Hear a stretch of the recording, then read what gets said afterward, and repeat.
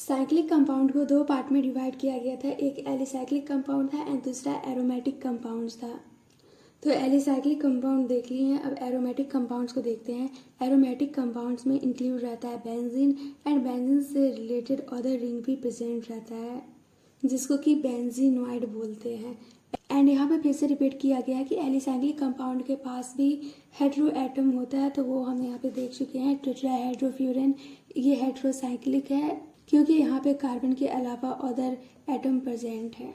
And फिर हम पढ़े थे कि एरोमेटिक कंपाउंड को तीन पार्ट में डिवाइड किया गया है, benzenoid compound, non benzenoid compound and heterocyclic aromatic compound. तो फर्स्ट दिया गया है बेंजीनॉइड एरोमेटिक कंपाउंड। एग्जाम्पल है बेंजीन, एनिलीन, नेप्थिलीन। तो अगर यहाँ पे इलेक्ट्रॉन काउंट करें तो 2, 4, 6 मतलब कि सिंपल याद रखना, जो भी एरोमेटिक कंपाउंड होगा उसमें जो इलेक्ट्रॉन आएगा वो 4 से डिवाइड नहीं होगा। तो यहाँ पे 6 है तो 6 जो होता है ये 4 से डिवाइड नहीं होगा। एंड फिर यहाँ पे इसमें भी 6 है तो 4 से डिवाइड नहीं होगा। एंड यहाँ पे 2, 4, 6 to 8 to 10, तो 10 भी 4 से डिवाइड नहीं होगा। वैसे ये वाला फॉर्मूला क्लास में पढ़ाया जाता है, Hückel rule. 4n+2 pi electron aromatic के लिए होता है। फिर है नेक्स्ट नॉन बेंजीनॉइड कंपाउंड जिसको कि बोलते हैं ट्रोपोन। एंड लास्ट पार्ट है हेटेरोसाइक्लिक एरोमेटिक कंपाउंड। ये है फ्यूरेन, ये है थायोफीन एंड ये है पायरिडीन।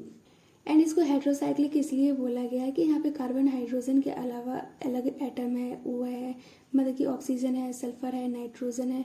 तो नाइट्रोजन प्रेजेंट रहेगा तो इसको पायरिडीन बोलेंगे बेंजीन रिंग में। एंड यहाँ पे थायोफीन है, सल्फर प्रेजेंट रहेगा एंड ऑक्सीजन प्रेजेंट रहेगा तो इसको फ्यूरेन बोलेंगे। ऑर्गेनिक कंपाउंड को क्लासिफाई किया जा सकता है फंक्शनल ग्रुप के बेसिस पे भी। तो फर्स्ट दिया गया है फंक्शनल ग्रुप। फंक्शनल ग्रुप जो होता है ये एटम होता है और ग्रुप ऑफ एटम होता है जो कि ज्वाइनेड रहता है कार्बन चेन से एंड रिस्पॉन्सिबल रहता है केमिकल प्रॉपर्टीज के लिए किसी भी ऑर्गेनिक कंपाउंड का। तो यहाँ पे फंक्शनल ग्रुप का एग्जांपल दिया गया है hydroxyl group OH, aldehyde group CHO and carboxylic group C double bond OH। ये सबसे ज़्यादा पावरफुल होता है। नेक्स्ट है होमोलोगस सीरीज। होमोलोगस सीरीज जो होता है ये ग्रुप होता है और सीरीज होता है ऑर्गेनिक कंपाउंड का जिसमें कि कंटेंट रहता है फंक्शनल ग्रुप जो कि फॉर्म करता है होमोलोगस सीरीज। एंड इसका जो इस सीरीज का जो मेंबर होता है उसको बोलते हैं होमोलोगियस। मेंबर्स जो होता है होमोलोगस सीरीज को उसको रिप्रेजेंट किया जाता है जनरल मॉलिक्यूलर फॉर्मूला से। एंड इसका जो मेंबर सक्सेसिव मेंबर जो रहता है वो डिफर करता है CH2 से। एंड यहाँ पे बोला गया है कि नंबर ऑफ होमोलोगस सीरीज है ऑर्गेनिक कंपाउंड का। यहाँ पे एग्जांपल भी दिया गया है alkanes, alkenes, alkynes, haloalkanes, alkanols, alkanals, alkanones. And फिर बोला गया है कि आल्सो पॉसिबल है कि कंपाउंड में कंटेंट हो सकता है 2 या 2 से ज़्यादा आइडेंटिकल और डिफरेंट फंक्शनल ग्रुप जो कि देता है पॉलीफंक्शनल कंपाउंड। तो देखो होमोलोगस सीरीज का सिंपल मीनिंग है ये है CH4 CH4। अब यहाँ पे एक और हाइड्रोकार्बन जोड़ देंगे तो ये हो जाएगा CH एंड यहाँ पे CH। तो यहाँ पे 2 कार्बन हो गया। तो यहाँ पे देखेंगे तो C4 है, 1 2 3 4 ये हो गया C4। एंड ये डिफर एंड ये दोनों के बीच में बोले कि इसमें डिफरेंस कितना है तो CH2 का है। यहाँ पे देख सकते हैं CH2 ज़्यादा है तो यही ये दोनों के बीच का डिफरेंस हो जाएगा। एंड फिर यहाँ पे एक और करेंगे तो ये हो जाएगा CH एंड इसके बीच में आ जाएगा CH। एंड फिर यहाँ पे देखें तो ये हो गया CH। तो यहाँ पे कितना है 1 2 3 4 5 6 हाइड्रोजन है एंड 2 कार्बन है।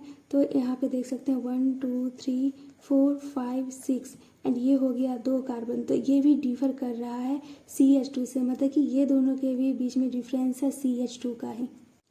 नेक्स्ट है नोमेनक्लेचर ऑफ ऑर्गेनिक कंपाउंड।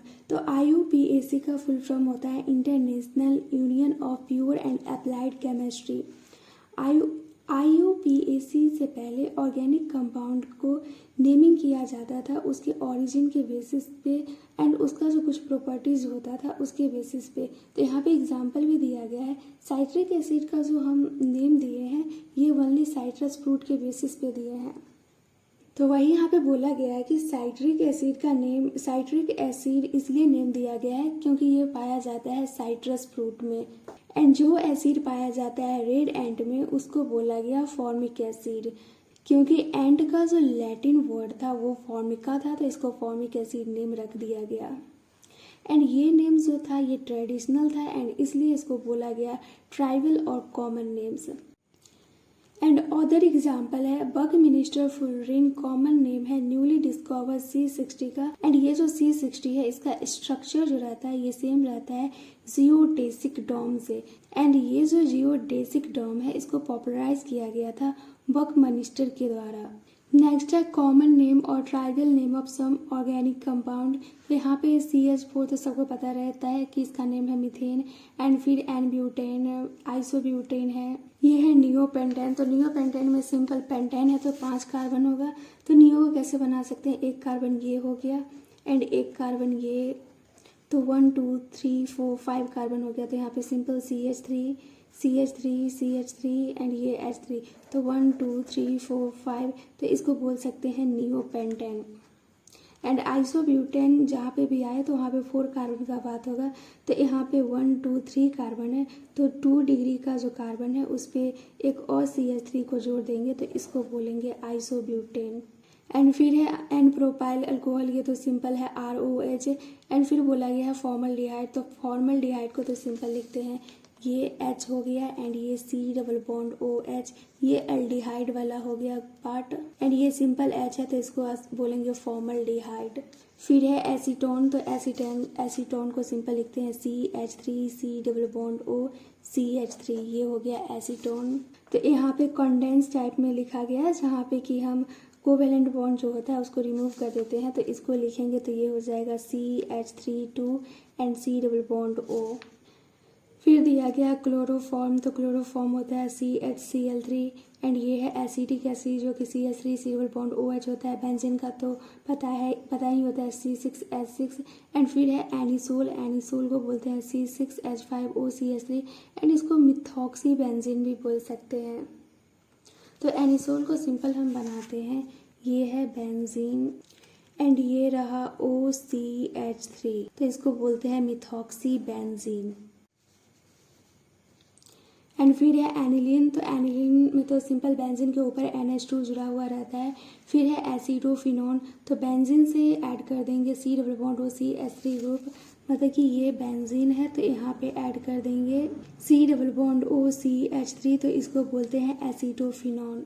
यहाँ पे एसिटोफिनोन 1 है, मतलब कि कीटोन का बात आया होगा, तो इसको अच्छा से लिखेंगे तो कीटोन हमें दिखेगा, ये हो गया बेंजीन। एंड यहाँ पे जोड़े हैं C double bond O CH3, तो देख सकते हैं ये कीटोन है तो इसलिए इसको बोलते हैं एसिटोफिनोन।